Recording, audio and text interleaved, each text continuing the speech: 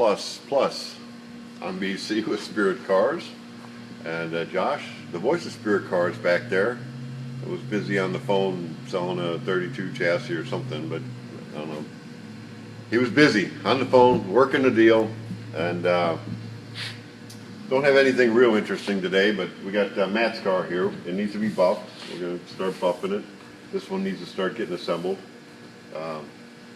I do have something fairly interesting I just found out. Matt, if you see a Yosemite Sam mud flap on an old truck or something, he's got the company that makes that. So if you need one of those, I wonder if he's going to have, are we doing any Yosemite Sams on here? Yeah, he's going to put a vinyl wrap on the back of it. Oh, really? Okay, that'll be cool. So we've been getting ready to do this one. I've done buffing before. It's not super interesting, but maybe it is if you've not seen that. Almost had something interesting for you, though. Just about had a wardrobe malfunction, but it happened previous to the thing.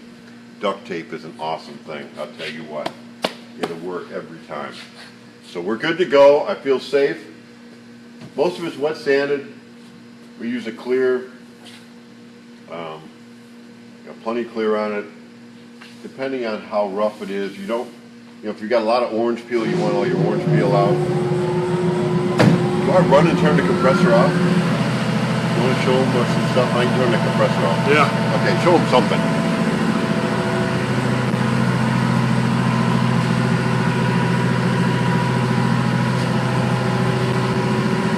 Here's all the stuff that you need. We're waiting on BC. Let's turn the compressor off.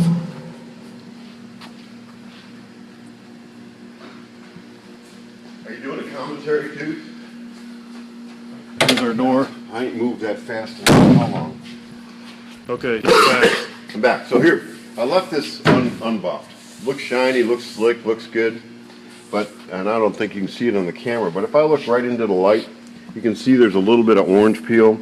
You can see like right here, there's a little bit of a, probably a piece of dust or something. Maybe a little piece here. Really, it's pretty good. I mean, if you've done it and it's rough, you may have to start with 600, but you can't finish with 600. So I've got some wet sandpaper here. I'm just going to start with some 1500. I got some 1500 and I got some 2000.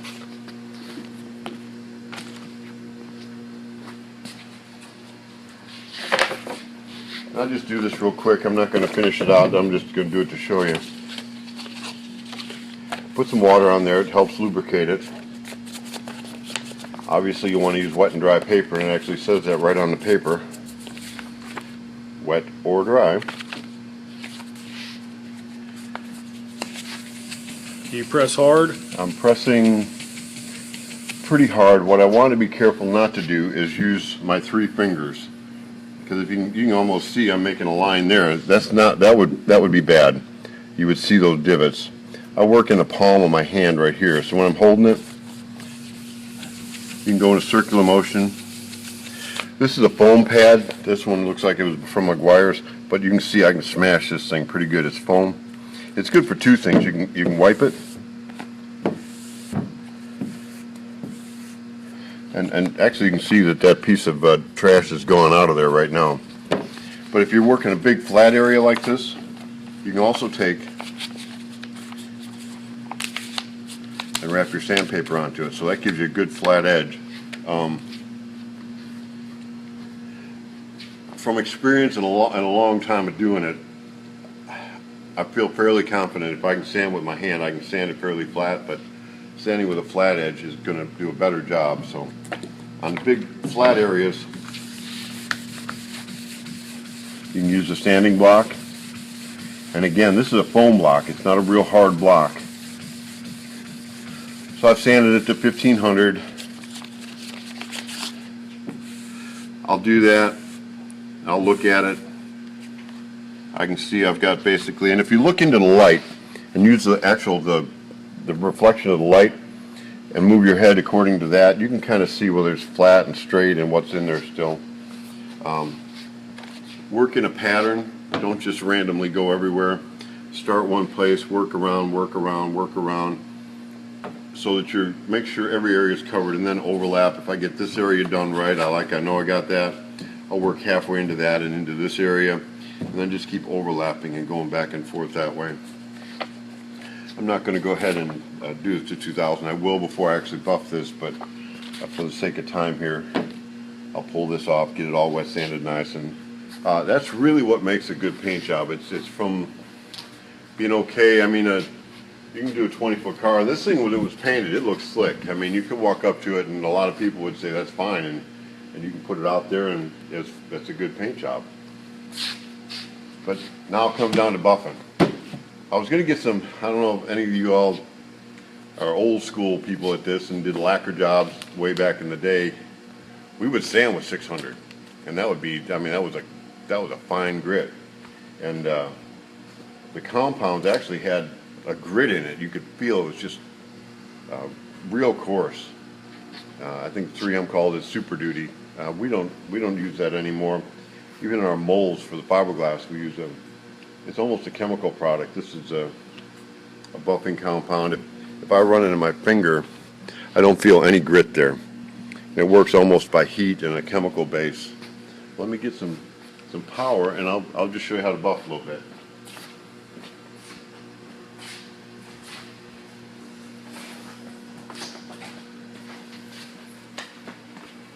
So Matt wanted a little bit of custom stuff on here. We got some kind of like aqua flames. I don't know, like, should we call them aqua flames? True fire. I've never heard that term before. So we have aqua flames. It's kind of a dichotomy. I was telling somebody the other day, when I talked to some of these people, they're using all these fancy words. I pretty much got to tell them, look, you know, I need to use a dictionary to figure out what you're talking about. You're being too complicated for me. But dichotomy, I think it's a dichotomy if it's an aqua flame, but I don't know, look it up. Let me know if I'm right or wrong. There's a couple different pads too. There's a wool pad, which we do use a wool pad at times, and you would start with a wool pad. It's going to be real coarse. It's almost like sandpaper. Even though this is foam, it's kind of a little coarser foam. And then this would be more of a finishing pad. And if you could see into it, I mean, you got to look pretty close, but this is a coarse foam and this is a finer foam, and they make them even finer than this. I'm going to say relatively new. They've been out for years and years and years, but it used to be the old days. All we had was that big old wool pad and a buffer that weighed about 60 pounds. Milwaukee, everybody had a Milwaukee buffer. You had a Milwaukee buffer, you were going good. I use Makita. It's nice. It's got adjustable speeds. It doesn't start immediately. It kind of warms up and gets going. I can adjust the speed while I'm doing it.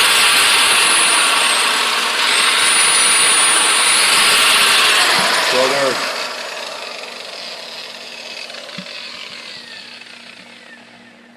a little pricey, but you probably, if you're going to do a lot of buffing, or this is what you do, you probably want to, the better the tool you can get, the nicer it is. These will get clogged up. When they get clogged up, you can take some air on your air blower, just turn it on and blow it while it's going. That'll clean it up and you get a lot more life. Be careful, this will wear on the edges, and if this wears through on this edge and you get right to this corner here, this will burn through so fast. I mean, it'd make your head spin how fast you could burn through if there's not any pad on the end. And you can see this, it's already wore down quite a bit. And it's got the little nubs on it, and this starts out with some nubs on it too, like this one. So this pad's getting to the end of its useful life. So anyway, let's we'll buff down here, I guess. Throw some compound on. And again, just like when you're sanding, I don't just buff randomly everywhere. I'll work an area and then go back and work half again and keep going the same way I do when I sand.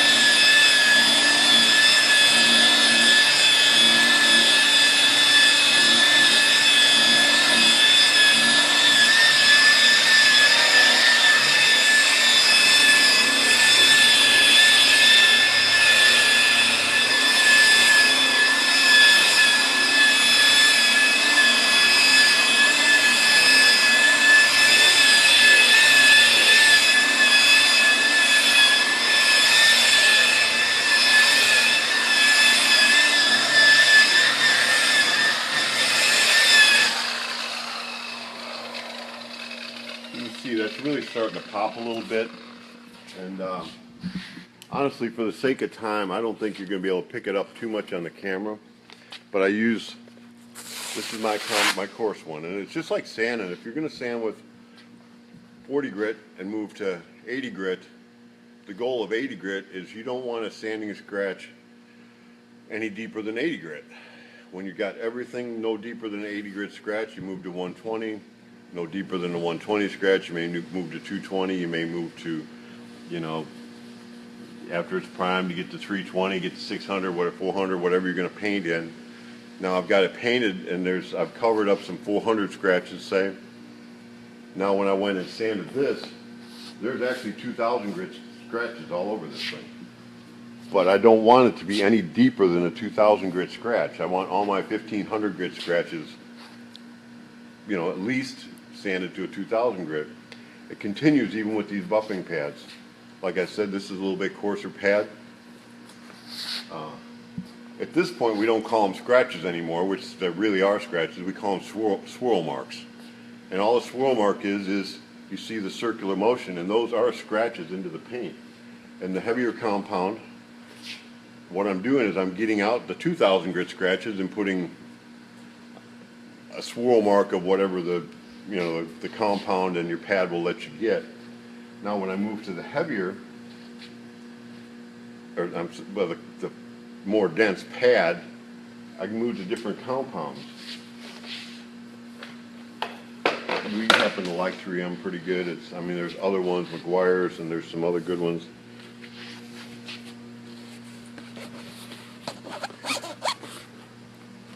So if I was going to go in order here, I would go with a rubbing compound first. Then I would go with a machine polish. Then I would go with an ultra-fine machine polish. And then I could go to a hand glaze.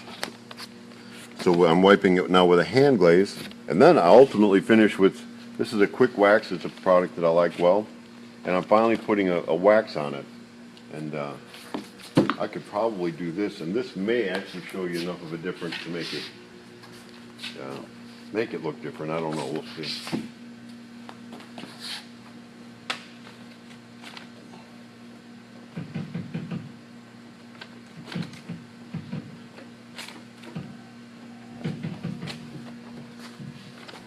I don't think you're going to be able to tell on the camera, but as you get, it all makes a little bit of difference, and a little bit of difference, and a little bit of difference. So you can't spend too much time buffing, and you can't spend too much time waxing unless you take too much product off and you start buffing through. It's just, you can always make it a little bit better. Just one thing on sanding, this don't have a door on this side, it's got a door on that side. I'm going to sand close to an edge. I don't really want to get too hard on the edges. I don't want to get too far into here. You can kind of see, if you look on this, how this edge inside of here is still shiny. I did not sand that edge at all. It's shiny. When I buff the top of that and when I buff here, you will never see what a little bit of orange peel might happen to be in there. And your odds of buffing through on that edge, if you sand it real, like everything else, it's pretty high.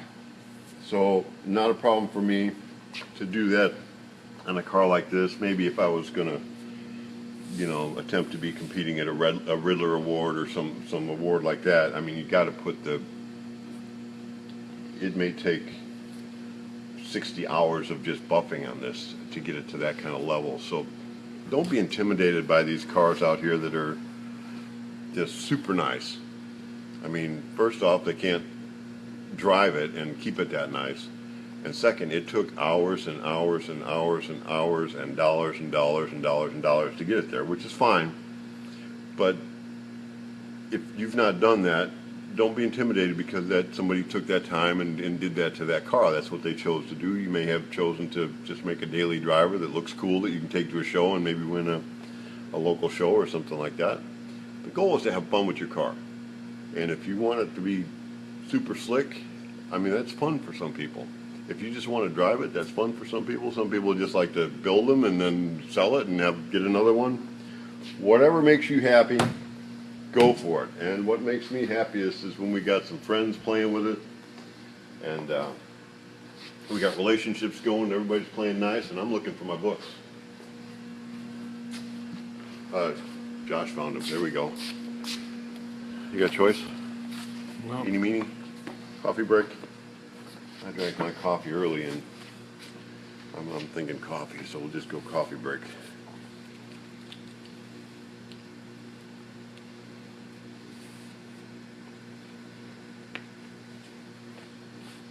The best feeling is to jump up and down in excitement of hearing good news. Everyone will be happy and feel our joy. So, the good news, Matt, we have actually buffed it a little bit. Boy, it's feeling slick too. I don't know if you can tell. Stayed there. If I'd have had this thing slick, waxed, done with all them things, there's no way that would stay on there. I mean, that would just right off. So if you want to know if a car is waxed and slick and done, there you go. Throw your rag on it. Matt, hope you're getting excited. I don't know if Matt watches or not, but I bet he'll start now that he knows we're actually getting his car working ahead. Great to have you with us. It's Friday, so we're done for the week. Go home and play with the goats this weekend. Have a good weekend.